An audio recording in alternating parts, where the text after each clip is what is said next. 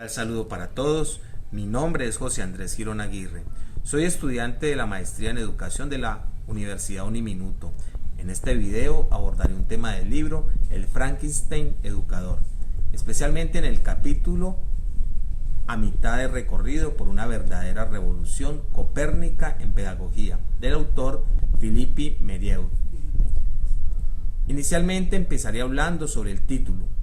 Aquí el autor plantea una analogía y hace el uso de un lenguaje metafórico donde se establecen relaciones entre la educación y la teoría de Nicolás Copérnico, quien en su época revolucionó el mundo pasando del axioma teoría geocéntrica, donde se pensaba que la Tierra era el centro del universo, a la teoría heliocéntrica. En esta se llega, después de varias investigaciones, que es el Sol el que está al centro y los planetas son los que giran a su alrededor. También establece relaciones de tipo analógico y metafórico entre la educación y el personaje principal de la novela Frankenstein, de la autora Mary Shelley. Frankenstein fue un científico que dio vida a un monstruo con partes de cadáveres. En ese sentido, el autor compara la educación con el doctor Frankenstein y el monstruo con el estudiante, cuando se trata como un sujeto que se fabrica con partes de diversos fósiles educativos que se proponen en las áreas que hacen parte de un currículo. Ahora, retomando la temática del capítulo mencionado anteriormente y relacionándolo con lo dicho por el Parlamento francés en 1989, cuando se aprobó la Ley de Orientación Educativa, donde se afirma que el alumno debe estar en el centro del sistema educativo. Aquí cobra sentido la parte del capítulo que dice revolución educativa. El autor dice que la afirmación del Parlamento francés no era novedosa, porque ya habían sido planteada por autores como Jean Rousseau y Claude Parede, quienes compartían la idea de que era el estudiante el centro del acto educativo, sin caer en la imposición de saberes y conductas que conllevan a la fabricación o moldeamiento del educando. Tampoco se debe caer en la permisividad o represión, sino por el contrario, se debe promover en el estudiante un verdadero sentido por aprender de forma constructiva y activa, despertando el interés por la indagación sobre situaciones que hacen parte de los diversos contextos de la vida en el mundo. La verdadera revolución copérnica en pedagogía consiste en volver la espalda resueltamente al proyecto del Dr. Frankenstein y a la educación como una fabricación. Pero con ello no hay que subordinar toda la actividad educativa a los caprichos de un niño rey. La educación en realidad ha de centrarse en la relación entre el sujeto y el mundo humano que lo acoge. En concordancia con lo anterior, Philippe Merieux plantea 7 exigencias, las cuales interpreté de la siguiente forma.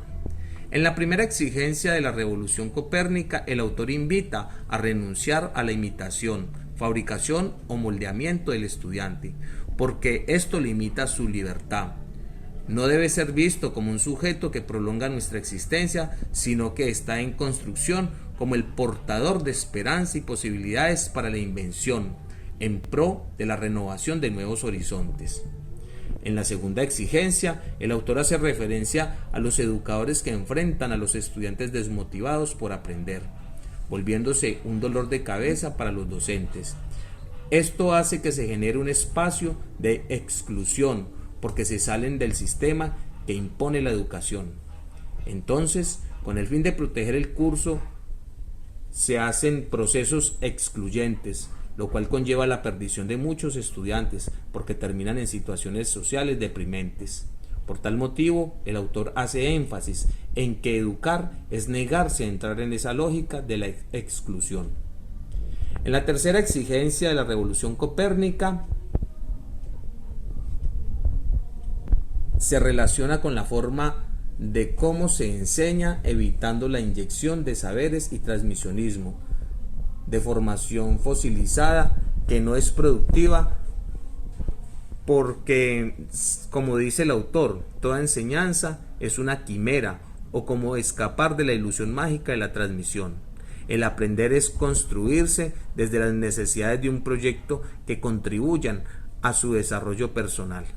Exigencia para una revolución copérnica se propone que no se debe obligar al aprendizaje, porque es el sujeto quien toma la decisión de aprender. Es aquí donde el maestro debe hacer uso de estrategias para atraer el interés al estudiante. En la quinta exigencia se les deben proporcionar las condiciones de aprendizaje a los estudiantes, dándoles confianza y no reprimiéndoles porque se equivocan. Se trata de guiarlos y ayudarlos a que se instalen en el mundo de forma satisfactoria, sin dejar de reconocer que estamos en un mundo competitivo donde se hace evidente la teoría de la supervivencia de la cual habló Darwin hace tiempo. En ese sentido, la educación debe advertir los excesos y prevenirlos. A los que llegan al mundo se les debe garantizar los espacios para que se equivoquen, sientan seguridad, puedan cambiar sin ser recriminados. En la sexta exigencia se refiere a que se debe proporcionar un andamiaje al estudiante con el fin de que se vaya construyendo en su rol como sujeto que aprende. A medida que va evolucionando, se va quitando el andamiajes ya superados. En la séptima exigencia se hace referencia al discurso pedagógico, el cual no debe ser manipulado ni demagógico, sino consecuente a aportar el crecimiento de quien aprende a través de situaciones educativas concretas. Finalmente, después de hacer el anterior análisis sobre lo propuesto por Meriut, termino respondiendo las siguientes preguntas. La primera es: ¿qué aspectos replantea de los supuestos teóricos que conocía sobre educación y pedagogía?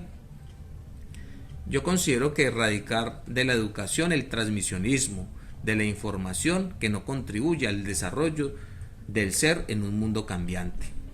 La segunda pregunta es: ¿qué aspectos de la lectura le fortalecen en su práctica profesional?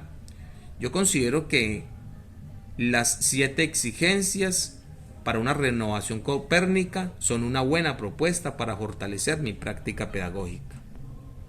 La tercera pregunta es: ¿qué tensiones o dilemas le plantea el texto en su vida personal y profesional? La educación que conlleva la fabricación, moldeamiento, exclusión, porque limitan la libertad en el sujeto que aprende.